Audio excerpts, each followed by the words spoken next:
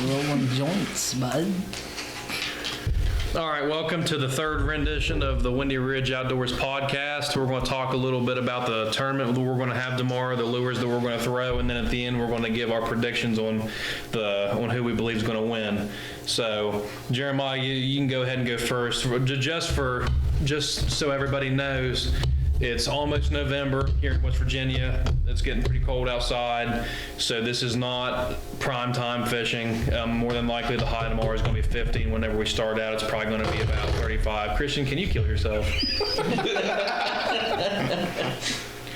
All right, so Jeremiah, go ahead and talk about what all you're going to throw tomorrow.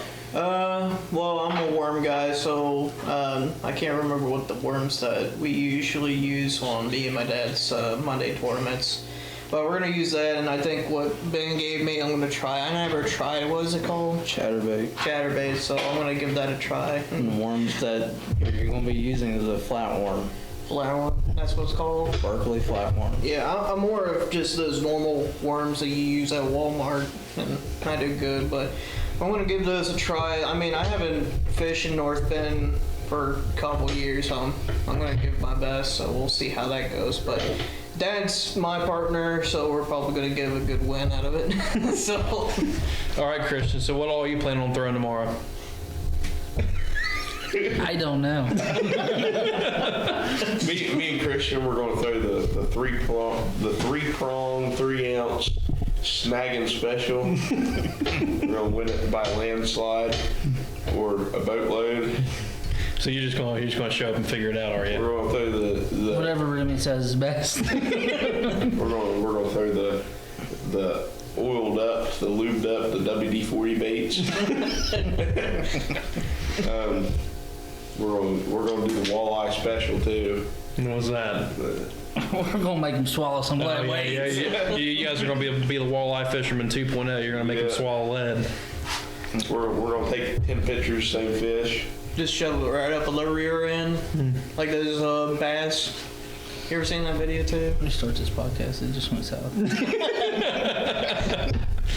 Well, Ben, what are you thinking about throwing tomorrow?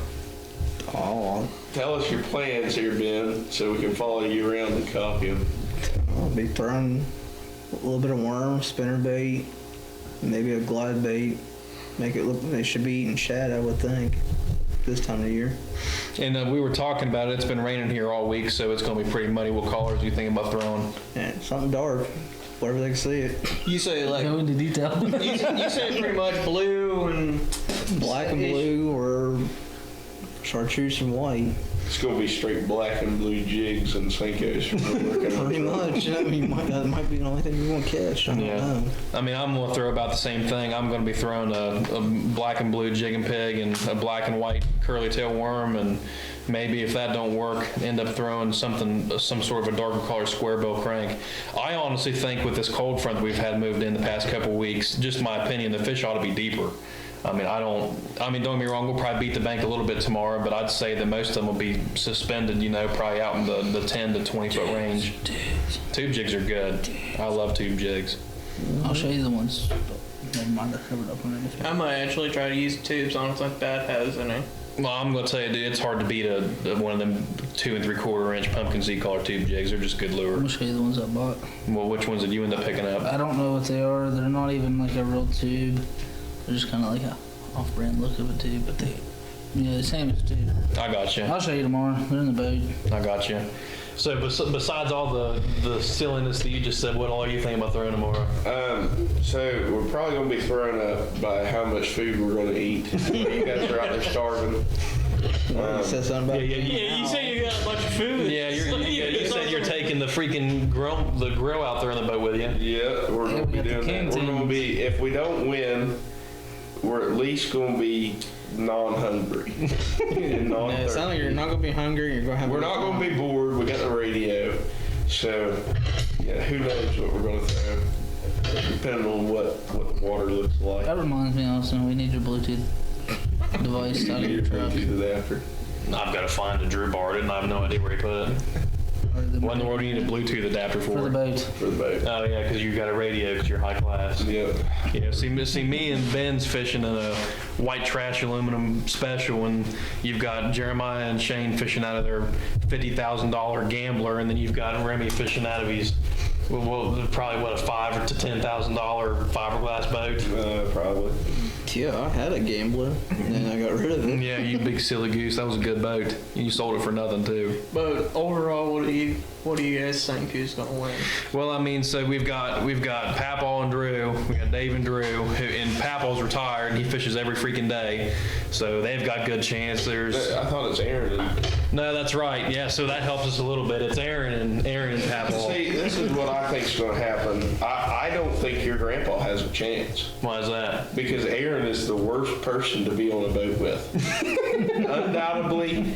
I feel like he's gonna pout. He's gonna pout that he can't. Well, mostly snagging. If he don't catch a fish within 45 minutes, they're going to be back at the dock getting something to eat out of the truck. No, they won't, because Papa won't let it happen. And then it's $30 per person.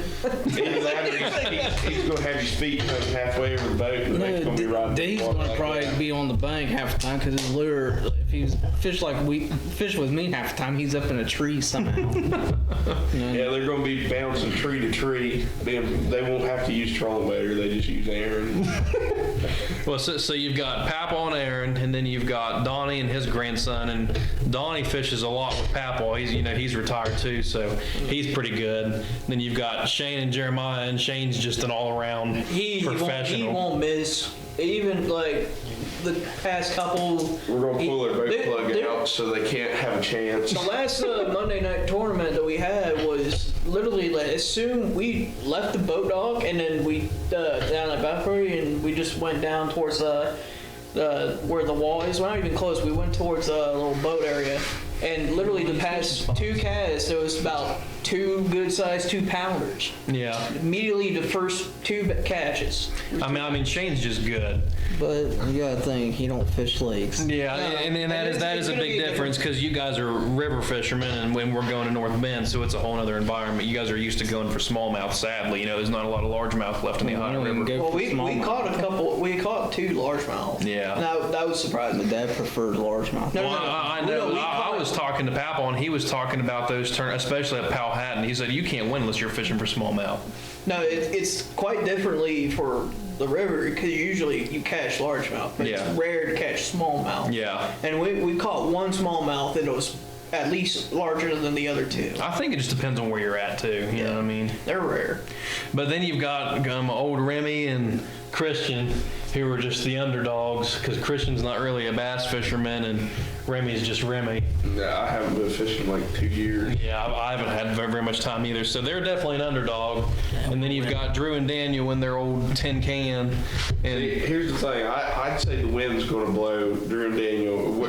They are going to go where the wind wants them. yeah, Because they're going to be in what, a 12? it's like I don't know if it's a 10 or a 12-foot John A boat. 12-foot John boat. I've been on a 12-foot John boat in North Bend while it was windy, and my grandpa was holding on to a tree the whole time to keep us in one place. And it had a trolling motor as well. So yeah, so they're going to be all over the place. Daniel's pretty new to bass fishing, so we'll see how he does tomorrow. Drew's pretty good, but they are very limited on their what they can do and where they can go because of that John boat. They're going running a battery fighting all the way in. We're going to have to tow them in. They're going to be halfway down the lake. Yeah, like we did the last They'll time. be at the dam. And then there's me and Ben. Ben's definitely better than I am. I'm not too bad of a bass fisherman, but I've only went like 3 times this year, so I'm a little bit rusty. So we'll see how me and Ben can do. I went twice. You caught 2 5-pounders. But we'll go back down the line. Everyone can give their predictions for who's going to get first place and who's going to get last place. So Jeremiah, you can go ahead.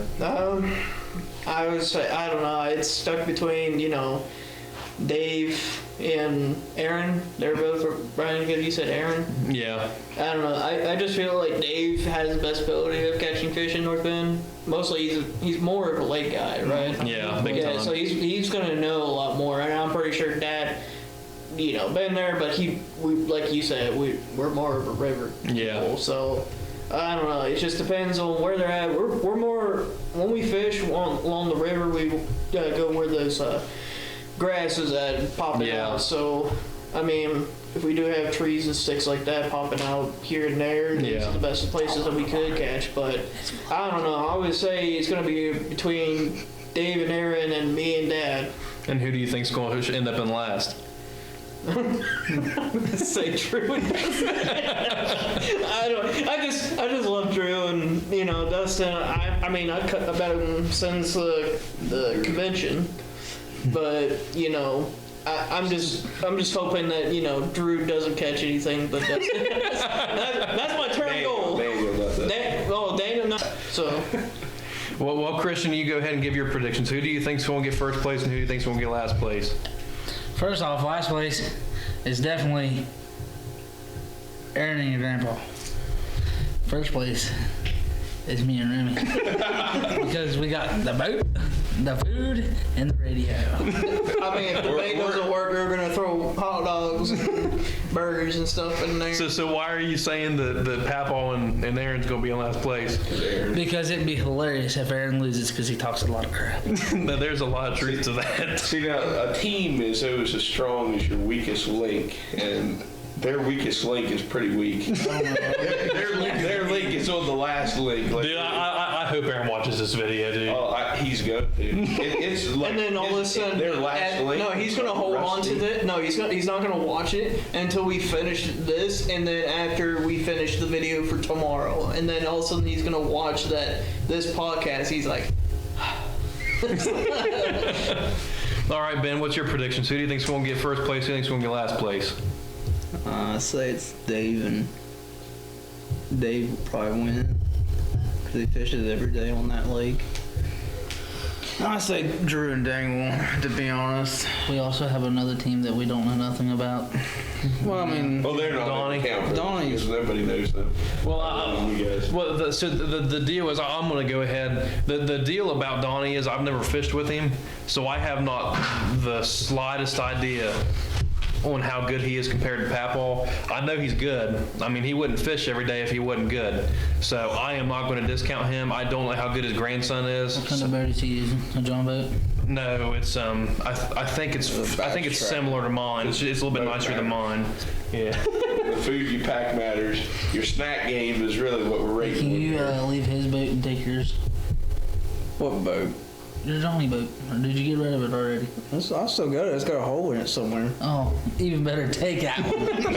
Give back to Drew. Give him a countdown. Yeah, once it reaches 5 inches in there, you better start paddling back. But either way, I don't want to discount Donnie at all because I don't know how good he is.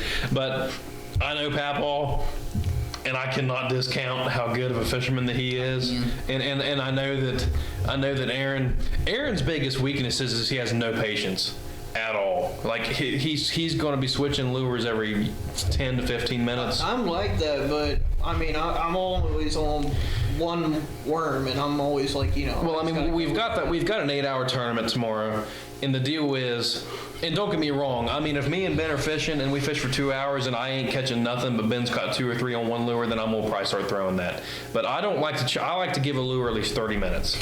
Here's what aggravates me about this lake. Everybody knows where the fish are in this lake. Everybody's going to go to the same spot, Yeah, and it's just going to be a pain in the ass. yeah. Because I know where we want to go, where I want to go is exactly where you're going to go. I mean, I've got 3 or 4 spots in mind. I've got a whole bankside in mind. And See, an here island. we've got 8 hours in this tournament. And North Bend, the fishable spots of North Bend, the place you really are okay to take a boat, at least a fiberglass boat, we are going to be able to cover all of it Yeah. in the 8 hours. Yeah, And there's going to be fish left on every bank. exactly. We're not going to catch them all. I mean, I don't know how many tournaments that I've went to where we've been going up a bank and someone pulls in behind us and we would beat a bank to death, and then we pull out of there and 2 seconds later they catch a fish off of it. Yeah. It's just fishing, you know what I mean? I don't think they're going to bite any different, 8 hours apart, really. Yeah. But I mean, so I'm personally am going to give first place to Papaw and Aaron, and if it's not them, then it's, and I hate to say this, but if it's not them, I can see Drew and Daniel pulling it off. I can see them doing it. But there's one reason. It's definitely not because of the boat.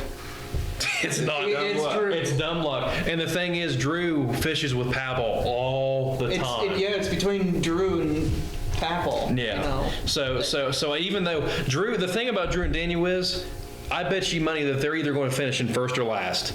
They're not going to be anywhere in the middle. They're either going to win or they're going to get dead last place. And that's just the way it's going to be. But and then last place is either, once again, going to be Drew and Daniel. And I hate to say this, or it's going to be me and Ben. I can feel it. I can feel it in my bones. I want to Your win real predictions bad. are pretty good from the past couple of times. Yeah, no, I mean, me and Ben both have a very good track record of winning. I think we've had 4 of them so far, and we've won half of them. Yeah, I hate this lake we go Other to. than the time I It's a played. lot better than the other one we're gonna go to. But I mean, me and Ben have a really good track record of winning this meet. But I just don't feel it this year. I mean, I'm going to fish it hard, but I don't. I'm just gonna go fishing. I don't really. Yeah, we're just going to go fish. So I mean, if we win, that's great. But I don't think so. I don't What's think it's your going to happen. opinion on the lake switch up?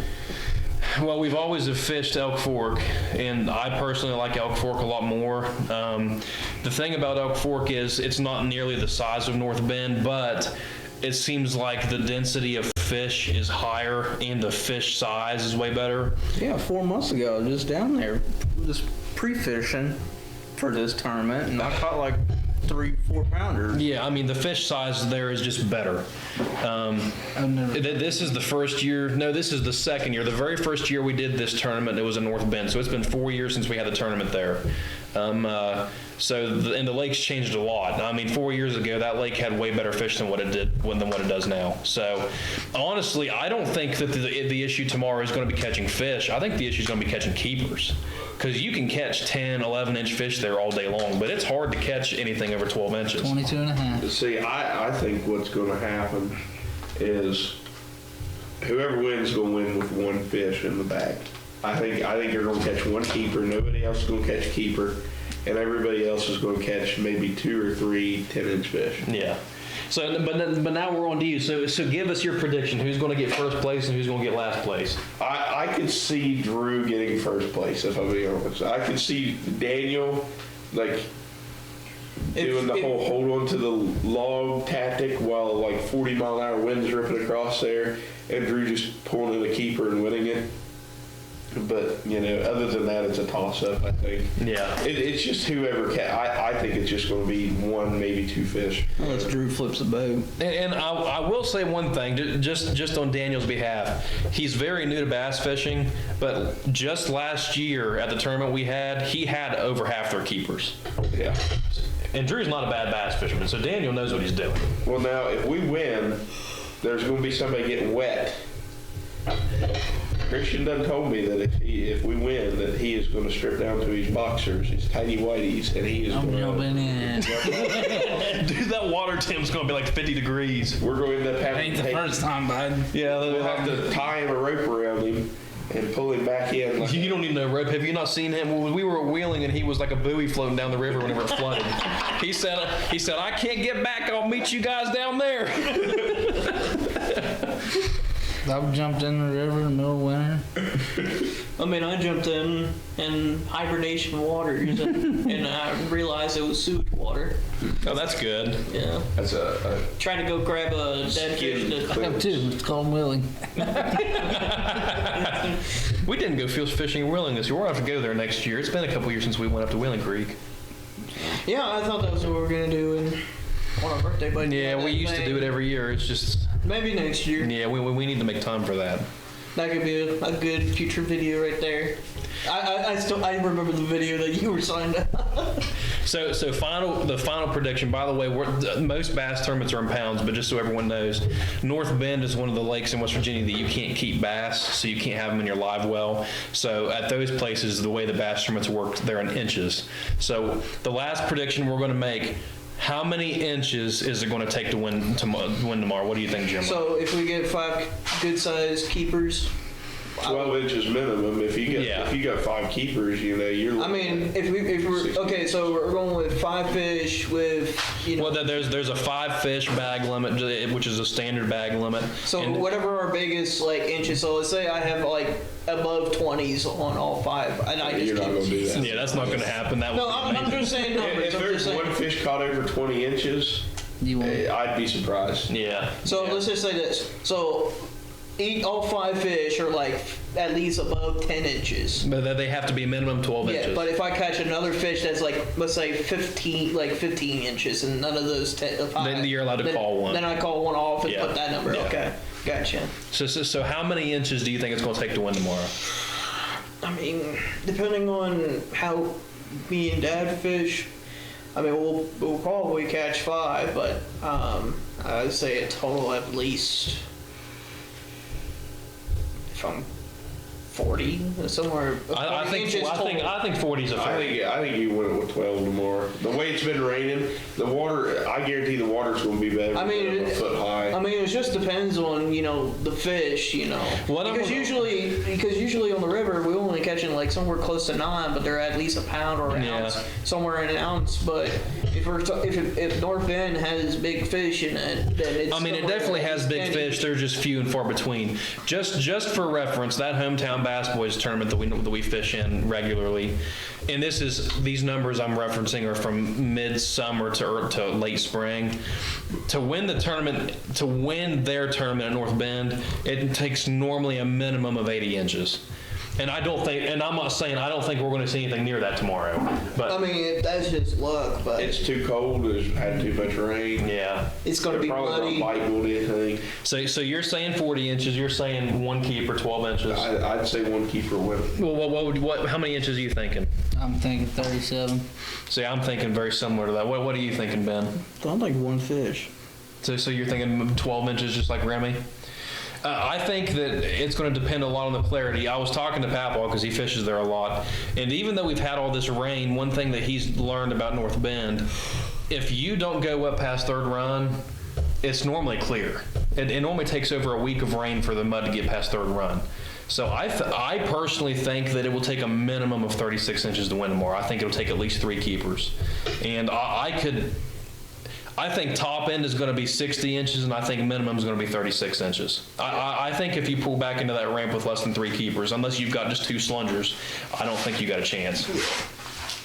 And I don't mean everyone's going to do that, but I guarantee you that there will be at least one of us out there, one boat out there tomorrow that has at least 3 keepers. Listen, Remy ought to catch a bunch of keepers, seeing how he's throwing them 10-inch Monday worms.